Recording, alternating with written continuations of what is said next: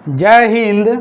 सरफरोशी की तमन्ना अब हमारे दिल में है, देखना है जोर कितना बाजुए कातिल में है।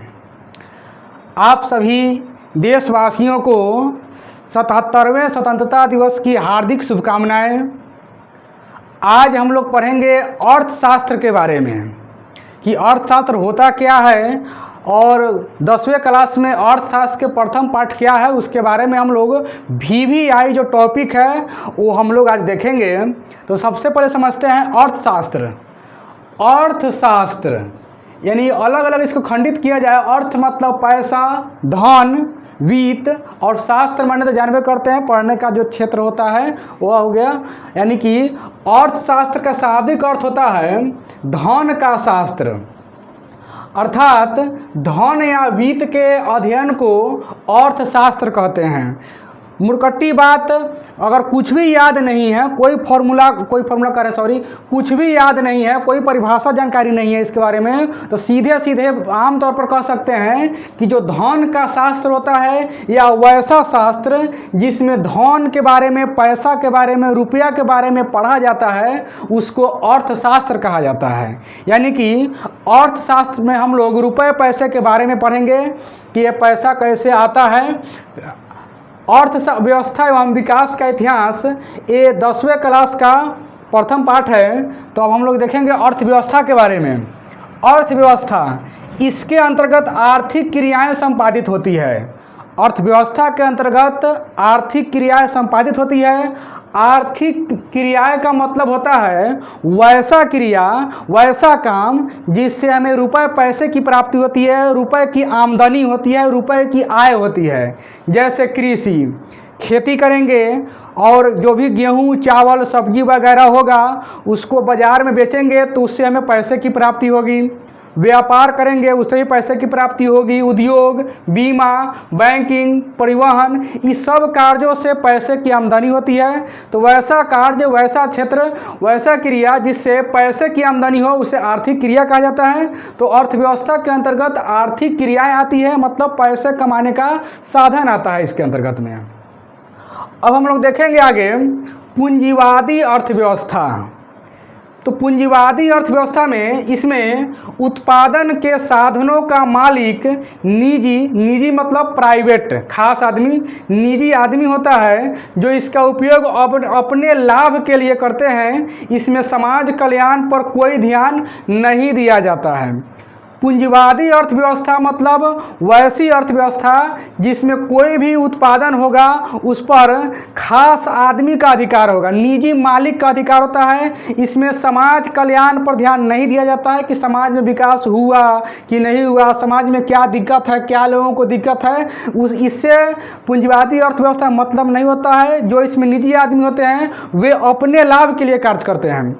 जैसे अमेरिका में पूंजीवादी अर्थव्यवस्था है, इंग्लैंड में पूंजीवादी अर्थव्यवस्था है, फ्रांस में पूंजीवादी अर्थव्यवस्था है। तो मैट्रिक में कई बार पूछ चुका है कि अमेरिका में किस प्रकार का अर्थव्यवस्था है, तो पूंजीवादी अर्थव्यवस्था है।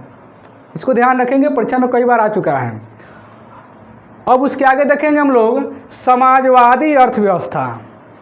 इसमें उत्पादन के साधनों का मालिक देश की सरकार होती है जो इसका उपयोग समाज कल्याण के लिए करते हैं। समाजवादी अर्थव्यवस्था में जो उत्पादन होगा उस पर अधिकार सरकार के पास होगा। जब सरकार के पास होगा तो सरकार जो सबका है, तो सरकार जो है समाज कल्याण के लिए कार्य करते हैं। जैसे चीन देश में समाजवादी अर्थव्यवस्था है, वियतनाम में भी समाजवादी अर्थव्यवस्था है, क्यूबा में भी समाजवादी अर्थव्यवस्था है। तो कई बार यह भी क्वेश्चन आ चुका है कि चीन में कौन सी अर्थव्यवस्था है, तो ध्यान रखेंगे समाजवादी अर्थव्यवस्था। इसमें सरकार के पास अधिकार होती है और ये समाज कल्याण के लिए कार्य करते हैं। मिश्रित अर्थव्यवस्था, इसमें उत्पादन के साधनों का मालिक सरकार तथा निजी व्यक्ति होते हैं। ये पूंजीवादी तथा समाजवादी अर्थव्यवस्था का मिश्रण है। मिश्रित अर्थव्यवस्था मतलब इसमें जो उत्पादन पर अधिकार होगा, जो मालिक होगा, वो सरकार और निजी दोनों आदमी मिलकर कार्य करेंगे। भारत में मिश्रित अर्थव्यवस्था है। ये भी क्वेश्चन कई बार पूछ चुका है कि भारत में किस प्रकार का अर्थव्यवस्था है, तो मिश्रित अर्थव्यवस्था है, इस पर ध्यान रखेंगे। अब हम लोग आगे पढ़ेंगे आर्थिक क्रियाओं को 3 क्षेत्रों में बांटा गया है। जो भी आमदनी का स्रोत है, आय का स्रोत है, रुपए पैसे कमाने का स्रोत है, उसको 3 भागों में बांटा गया है। तो उसका पहला भाग है प्राथमिक क्षेत्र। प्राथमिक क्षेत्र जिसे कृषि क्षेत्र कहा जाता है।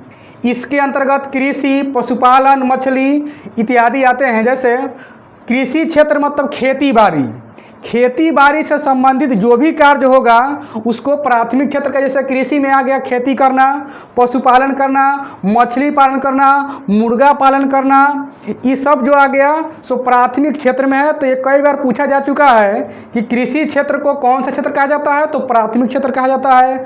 पशुपालन कौन से क्षेत्र में आएंगे, तो प्राथमिक क्षेत्र में आएंगे। उसके आगे द्वितीयक क्षेत्र, इसे औद्योगिक क्षेत्र कहा जाता है। औद्योगिक मतलब उद्योग का क्षेत्र, कारखाना का क्षेत्र। इसके अंतर्गत उद्योग, व्यवसाय, खनिज, निर्माण कार्य आते हैं। जैसे कोई व्यवसाय कर रहा है, कोई कारखाना चला रहा है, या कोई खनिज का काम हो रहा है, निर्माण कार्य जो भी हो रहा है, ये सब द्वितीयक क्षेत्र के अंतर्गत आते हैं। और द्वितीयक क्षेत्र को औद्योगिक क्षेत्र भी कहा जाता है। ये भी परीक्षा में कई बार आ चुका है।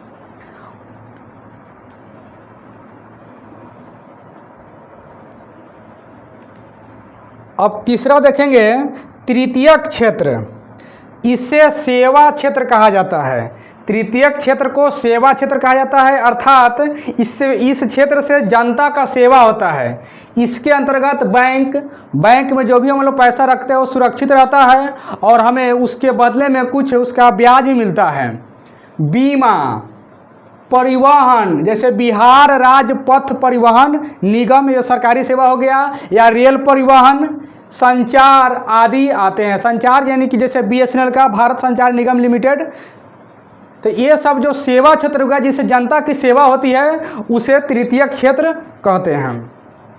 ये भी कई बार एग्जाम में आ चुका है कि बैंक जो है किस क्षेत्र के अंतर्गत आता है, तो तृतीयक क्षेत्र के अंतर्गत आता है। बीमा तृतीयक क्षेत्र के अंतर्गत आता है। अब उसके आगे देखेंगे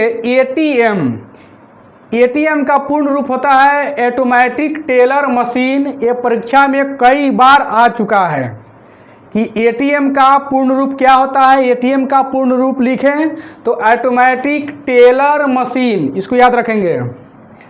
फिर देखेंगे एटीएम के बारे में, यह एक प्रकार से प्लास्टिक मुद्रा है। एटीएम जो है एक प्रकार से प्लास्टिक मुद्रा बनाया गया है, जिससे देश में कहीं भी किसी भी जगह 24 घंटे, दिन हो या रात हो, 24 घंटे हम रुपए की निकासी कर सकते हैं एटीएम के द्वारा।